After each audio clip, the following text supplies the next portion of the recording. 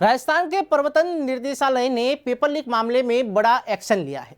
Paper leak मामले में ED ने जयपुर, डूंगरपुर, जोधपुर सहित 6 जगहों पर छापेमारी की है। ईडी ने सीएम अशोक गहलोत के करीबी और कांग्रेस नेता दिनेश खोड़िया ने उनके रिश्तेदारों के आवासीय ठिकानों पर छापेमारी की है। दिनेश खोड़िया ने सीएम गहलोत के करीबी माने जाते हैं। वो कांग्रेस के वरिष्ठ नेता है। इतना ही नहीं, वो डूंगरपुर कांग्रेस जिला अध्यक्ष पद भी संभाल चुके हैं। दरअसल ईडी ने राजस्थान पेपर लीक मामले में मनी लॉन्ड्रिंग के आरोपों में गिरफ्तार भूपेंद्र सारण के कड़ी पूछताछ की है। पूछताछ के दौरान भूपेंद्र सारण के मुंह खोलने पर ईडी को दिनेश खोड़निया के खिलाफ सबूत मिले हैं। दिनेश खोड़निया की बाबूलाल कटारा को आरपीएससी मेंबर बनाने में भूमिका बताई जा रही है। रास्ता में घुसने के लिए अच्छी बात है, पर एक एसीबी ने जो पकड़ा है आरपीएससी के मेंबर, कलेक्टर को पकड़े हैं, एसपी को पकड़े हैं, तो ईडी को तो कहना चाहिए अपना प्रोसेस को कि भाई क्यों राजस्थान में भेज रहे हो। वहाँ की एंटी करप्शन ब्यूरो इतनी मजबूत है कि जिसका कोई जवाब नहीं देश के अंदर। जवाब देश भर के अंदर सबसे ज़्यादा काम किया है, माकूल काम किया है, मजबूती से छापे डाले हैं, ट्रैप किया है, तो राजस्थान की एसीबी ने किया है। इतना शानदार काम किया, तो जहाँ एसीबी अच्छा काम करे वहाँ क्यों बिना मतलब का आप इंटरव्यू करते हो, क्यों करते हो। अब आपने पहले पेपर लीक हुए थे, उस पर ईडी भेज दी थी, कुछ हुआ क्या अभी तक? ईडी काम कर रही है उसमें भी, पेपर लीक में भी, क्यों बिना मतलब हस्तक्षेप करते हो।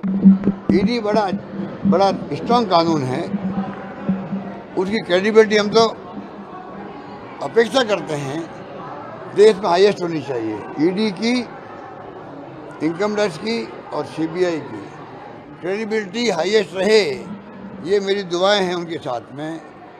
मैं प्रार्थना करता हूं, उनसे रिक्वेस्ट करता हूं अधिकारियों से भी, अनावश्यक जो है ऊपर के दबाव से आप दबाव आना बंद कर दो। वक्त आ गया है, देखिए सुन लीजिए आप लोग, कान खोल कर सब लोग जो सुन रहे हैं मुझे, वक्त आ गया है।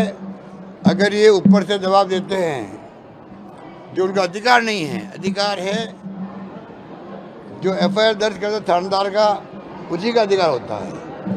उसी प्रकार से जो ईडी है, इनकम टैक्स, सीबीआई है, जो सिस्टम बना हुआ कानून के अंतर्गत, उसके अकॉर्डिंग टू कार्रवाई करो, छापे डालो, अरेस्ट करो, जेलों में डाल दो, हमें खुशी होगी, हम स्वागत करेंगे उनका।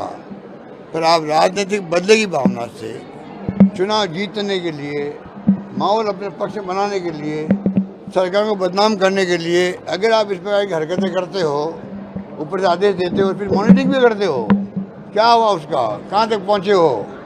कि लोकेश शर्मा हमारा ओएडी क्या गलती करी, हाई कोर्ट में हमारा रोज पेशी भी जाना पड़ता है,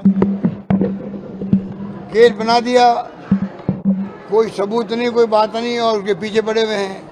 ये जो जिस प्रकार से हरकतें कर रहे हैं ना, मैं समझता हूँ किसी भी रूप में देश हित में नहीं है, ये मैं कह सकता हूँ। और जहाँ जहाँ चुनाव आते हैं, कर्नाटक में आ गए तो ईडी घुस गई, इनकम टैक्स घुस गई।